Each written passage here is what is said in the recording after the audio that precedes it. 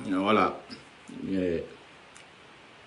Ñene mo wala hadati mba fe ha membulal sawoto.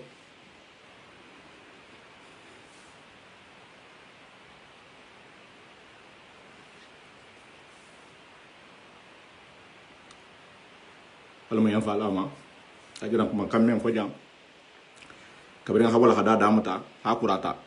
Jonga baba to khomyala. Jonga bemba to khomyala. Jonga la bunkono to khomyala. Jonga la habila to khomyala. Ajana saran kalna lo men tumbulula ni mu wala hadale ti ashe wala hadalu na femfen ka sabulan sagoto do kutalu be mbulu ni ala son tanya toto isibula muslimol sagoto don din don ni ala halani ajana kuma kan ameni foja mo kendo le se kumate ala nya silan na mo hole se kumate mo kunna dile se kumate hay ibar ngel yamari bara kendo la bi to nya betake e possoneti atonya mamandi afola mamandi ni hatonya fo hapo bela ile ku ne mafo finta isafa keta mbargalu fanto baya manni ndoho do li fele jam ndinga do li fele jam nte no tola kun fula nyo hasiya wulti barka birin tumo men na ngalon ki la londo hasiya nan don do tile e xamel lo malon ala koto ki la koto nin ta xam fanto baya wulma xam fan siya wote xam fan kalon nati comme men so di la ala kon ta halon atri fana ngalon kun na go ta xama sedi multi ala kanan tar kun na go konala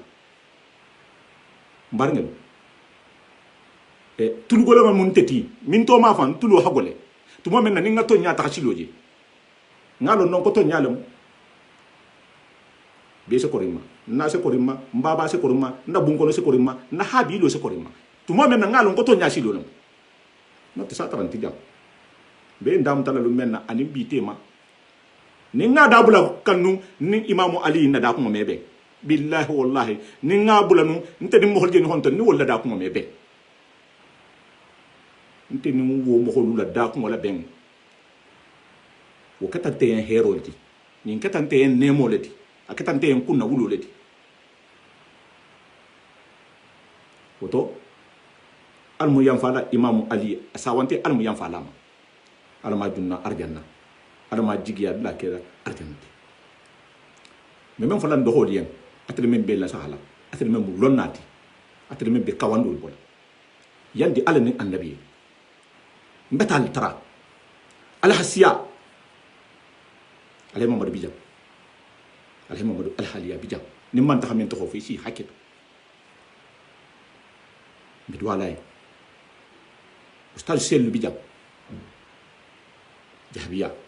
bi walali ahmadou bamba bijam ndako ousmane bijam ousmane cissé ndinké abijam oumar diawar bijam ala mama lamine dan wali bijam ala ibrahima darame bijam pilan darame bijam bi karamo ko khashiya imam ali o batata almu yam falama hate janga dum natema ustad abou latiful bijam alaji ibrahima fatiga bijam bi hashiya koto kel bijam alay boubacar tronkal bijam alay hiji sawane bijam bijam a kontonna mansi aman to fotem ko mansi aman to fof bari lonna dul bijam ñini be mbi mas tarala munna alko bijam men na janga ke ha dino de ma hato nyaada sabati to nyamu monti ni be dino to ala xamen fo ala kitabo kono ibe bar la wala ni be dino nyinto rasulullah men nga kila la si abara nya be bula lawlo ko ngaje mbaba la ten ngaje mbemba la ten ngatar na habidol ten ngatar na sate la ten wo malu dam mate moleti mais nimbe kuma la dino kan butung al kuma dino kan dino ha nya sifa nya menna ha nya sifa misiri mo dionya bi fidawo eme ha ni mahala ku mola mo mentel ma gwarandi e bata ko bele lenku ko habi yalla munti ko ke ba do yalla le muyti munna parce que mo holu balu le be den nin kudu le la hanyon nyama buku baka mo do le betana e ba mo holu hakkilo la wuli lawma me de balu be den ni wala e bata gido tay beta de dabala ko fa hayin be kilin bo dino na rien rasulullah sallallahu alaihi wasallam aha taral tagriba be kirin aha taral sembe ma be kirin aha taral nafulti go be kirin bar altala tele se tonya fola hijabu altala atele se tonya fola dema isembo habunya dunia kele ke fena be hatara yebulu ni altala hameda ka be tonya le fola ha hasiya badu men al imam ali ka tonya fola alti altuluba al jana men mejam asitambina jeri ba kan to abe kumala ani yilila tego abe kumala ante sikare ala kumoto ante kumala ko sini ko ni hanje sa nyinde bo fola me be ne fola ma ante kumala wonya abe kumala abe lari nyina la ko dana ta hamen tar ka be tahla wala tar laja akuma nya ba fori arin kana tulun fanna arin kana silam mo holunya ha na dignité ila dignité mo hol horoya e kana son mo ho tay bulu mo ho tay bulu ibo kunte woto bi ntem bijang nja fola liya to nyalum ni hakita bolan kono mi akata akaranno mi fasarno bar mo men sa akaranno sa fasarno insha Allah bi manyin kalale ya hafonye mbato garanti tadien mo ko do yante sonno makar mo fusi ale annabiya mo kana mo do ya ngana habilol tuje ngana jahangol tuje jahango mu jahangol ti ngan tilim muslimo lula parce que ko innamal mu'minina ihwatun tel muslimo tel même muslimo tel mu na hakilingati tel mu fa hakilingati woto alin ngan na message sama muslimo lukan ni men taxata ta te woto silen na hala kurto may la kabena ali nofe woto mo satra o muslimo se dungal tema na nouvelle génération fonin ke lu meni bijam bi fanambe e même foli ye halame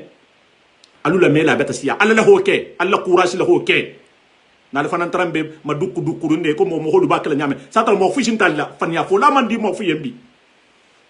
fan ko to ba man di mo fu yembi woto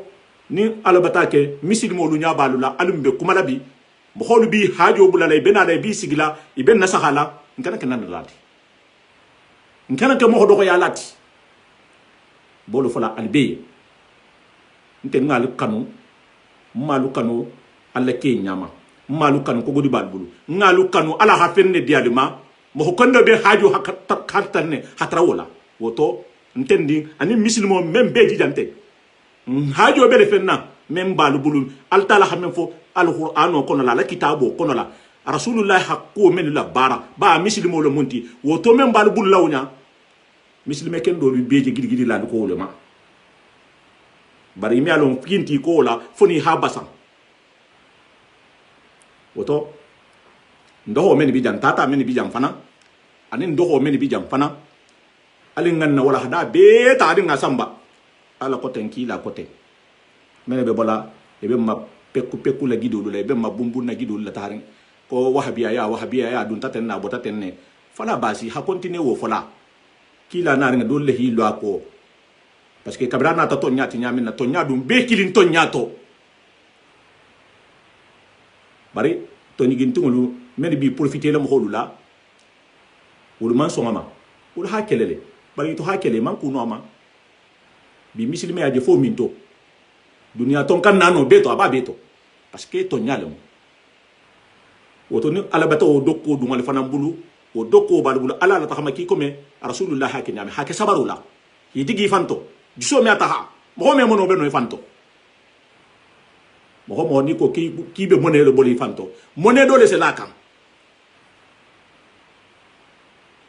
nte lundo tam metal jen te kuma la liyen bi parce que sa wante be la bar fo nga don nim faliye lundo tam metal jang na telephone na be so na la mbatan kal alala sakki sogono na telephone se sonné na so neta sedam tam mimma stadam ta mbembalma hanan babaluma hanan na bunkono luma mo hol ko nyen ko musafa ni dabula ibe kala tenne nko billahi wallahi tallahi nko ta dabula la parce que nte mo contrôle nte bunkono contrôle nena man tara habidi contrôle bar ala le mam mo kurungo dianye kabri so totalu menna ala mam mo kurungo dianye wo mo kurungo nte be baro menna ni ngabulu kam beta victoire diam beta victoire diam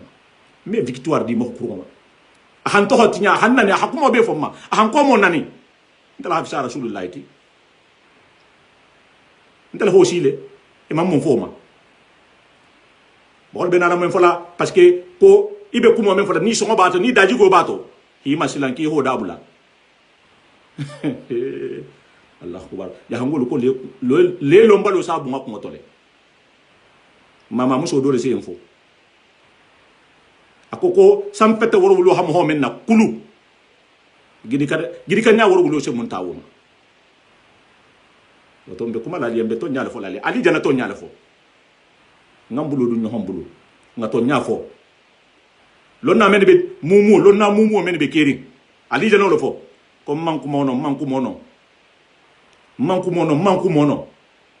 sa ho may be kuma la wurale be kuma la waxto be kuma la ila kuma meke ala kuma kangati ila kuma meke ha mo holul hani han hani ñohon nya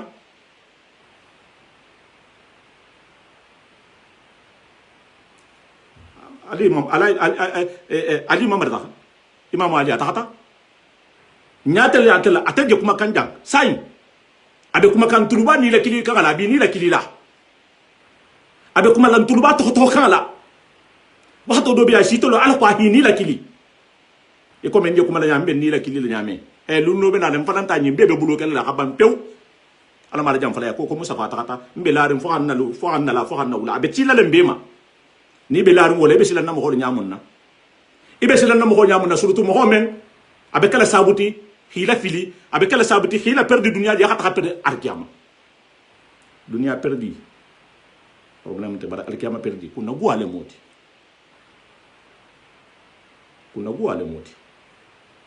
to alkanan alin kana so ngatra kuna gu mo hol kono la alin ngana ko tanga di alama Jan fidawo be kontena la nyasi fala ja se kenya menna dan na tambo bato nya menna misil mo lo ha nyasi fadi yen na al tahata na ba fidawo kala al baba yen al be fidawo kala al bemba yen al be fidawo kala al fangal yen ase kenya menna mbanya mutalalem ama maya amawo e ko me hata godu li fa ko like e ba fala yen nya ja fidawo se kenya menna kila kano rasulullah ala date naissance nasi tay comme mawludu sifa le grimbo men bato kila kano be nyamenna ni hakila kano isa la tahama nyamenna isa la feti ke nyamenna muslimia feti ke nyamenna tatra man tahagudo sigi hamolo hibalu ni nato muslimo lon na bije bo nya ci fala yen mbaringal dingal hasiya jamano en kono musul hasiya jamano en kono nga dingata a musumata ha dia ake mama imi salinyalo imi la sariyalo iman janaba kunyalo iman fushilo e ha mo fula futu no ma isi man futu sariyalo folo to mo na be futu lanu asa tar la bata futu sariyalo parce que hari mi akaran no be alifa lu tema le no futu la sito na sita ise tara futu to futu de la titi nyame isabne bi mtel dol bi dante bata sa hansanji binani ni kha futu la sito kenya ta ka dumbulula malo seke monna tawti nene man tarato ma ku ke ma nyanyi ni fusi folo to hari ma karan nono ise futu la city parce que futu kilimba ta la city nyala fula bata la city nyala sababata la city nyala na fure li jambi hare na fure ni fure banta limaniya abata doya don sen na fure li ku jam arabo lemu mo ko tan lemu mfanga la fure ko ja adoya ta ma fo ante kerinde adoya ta limaniya bulu abembe ngone ntata mba furele sa enfant ko sa o ma ko mfana njalu la ko le e me fure ku la jenna mo holto isa mele ko alhamdulillah la lonne wala yo ki pela na furele ma hiko terbe be ba sobrin koma woto mba fere janna lonna yinu alhamu holula hani musulubi jay bumba pakay do bata dige soto hay bata kura din soto la ni muso hadinga soto isi kunya dia manyalo ni janabo le mo janabo so kunya di manyalo ni dige soto ni wuliyelo bat isi kunya di manyalo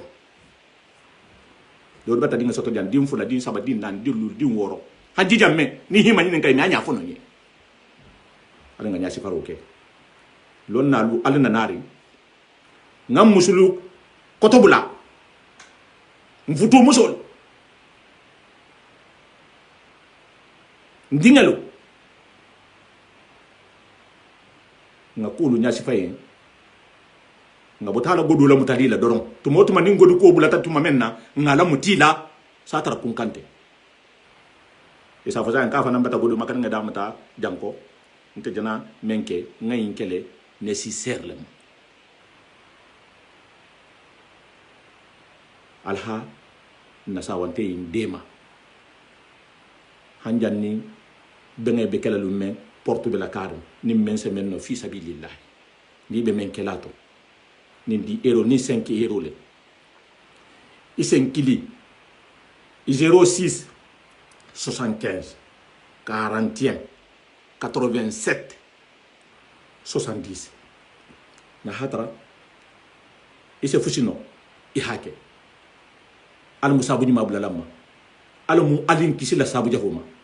al mu tebe anin kambe ko dunna na bungol ko non na habilu ko non na sate ko non da malu tema al mu kisila al mu na tangala al mu kala keti ni keta keti be kala kikendo leti ma fay xam ko dunna ni xam ko doxya e kan nan der lalu jabi ngo fo mun nan ci fo fo ninki le parce que ni mo hol bi la sakala harti babu dugu jang ni kata footballerti ni kata star balti ni kata ballon tanalti ma fo star mun tati de ni kata mo hol bi nyaalo la bente hakan kel exemple leti mo hol man kayte na lay tasara ita man kan kala mo hoti men se kudo ke e men se dinningalu la fili wala kar star le jam ballon tanal ni ha kudo ko nyammo be se men ke ni tele ha ke do e si sanctionné parce que dindinga siam ngal lebi de saka bo siam ne bi ke kan exemple di woto karbo ko men bi jam ali ngan sabari ali be nan la le jang ali be koto mama kuma la le jang ali be tokti nya la le jang ali be kumo be la le jang to men na ali ba fala ko ala ko tanki la ko ten ko fo le la sabati ko fo khata ko nya mo ko lu be kirine men ko ko ngatunna ali falu la silo ko wala hadite la dan ni hatu ala la silo ko adun alfa wulu itelle be tegere ngoton telibe la rin alfa wulu la parce que alpha wulu nene mantu fenko même manke ala la siloti ki la siloti bari tele bata modifier e bata nya jama e si profiter to ho la nyame hi haji he nyana to hi bulo biti mo holu nyala ha dundu no hotu ke nyon tema wonte marché la butu nouvelle génération en ko non non abeta la hanjan dole numéro nja téléphone te madi 06 75 41 87 70 mba sa feli la fongo kotola alsa fenge makono njatel sa fela te 06 75 41 87 70 voilà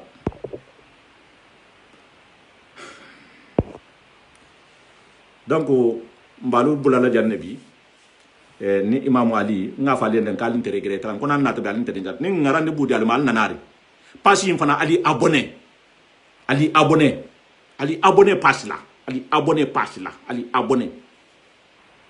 fana ali bi abonné la message be tambile siala ali hi abonné al ha partager ndo wat nata dan ni nga message kenu wallahi billahi asitaqala han kari karfula saba har 50 tv imya soto ni ha totala fana problème la jima bol si kili ko ini musafa jaay fay fana bata ke musafa la fongoti isi nani si doya barbi mo me hanya kala bi mo me hanya kala jambi mo me hanya na la parce que misil mo bi dal lon na bi jam karam na bi jam donc wo kono misalon ko ton nya tele salam atamo ton nya leti bare a komba la hadimi jusuma mi akelo keno fitogo mi akelo keno men sa ko imbe kentala wo mi akelo keno woto alimbe hake e sunkutumati fem be fala na hatara be larin ala kule kan e hole fo muslimon jole men lo nalla ko ni mo hobe kala kala hakkele ala ko to nalbe diala al hadiya ala ko kan woto nte ni mo fusi jam nimbe diala alimbe diala ala kule kan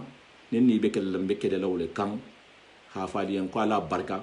atere men khalil la tangata atere mo fisa man teti han na sahajan den han wahato nyin to ten wallahi almal hammo jarla almal kisila na sawante yin almu yan falama alma bada belo soni alaye almu wajiki ya Allah kala arjana fir dawsati almu fanan to ben nan ta lungonya almu fanan to ben nan ta lungonya almu jato kendi ala almu jato kendi akala ni men jato be jangaro be men la almu ila jangaro kendi ala din ku konto filo be men la almu e din ku problem beli la men dinga be kasola insha Allah summa insha Allah almu bola kasola almu ijul to bulala ni bota kasola alkani tahasila kurun wolu kambutu men dinga be kasola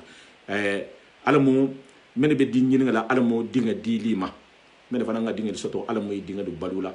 mene fana futuo problème be mene ma eni ke du tema alamu alla kano yido wala alamu alla kano sembo bunyala alamu al kisla futuo sentano ma hal kisi futuo kasaro ma hal kisi futuo jarabo ma alamu alim be kisla alamu na tangala dimbati go la kaso dimbati go la sonja alamu kislama alamu ndiyala ni honye fillahi walillahi hafaliyan ko ntendi al doho aldin alkum tajho Mustafa Sisa wane salamullah alaykum wa rahmatullahi wa barakatuh alim be wahatu kota bi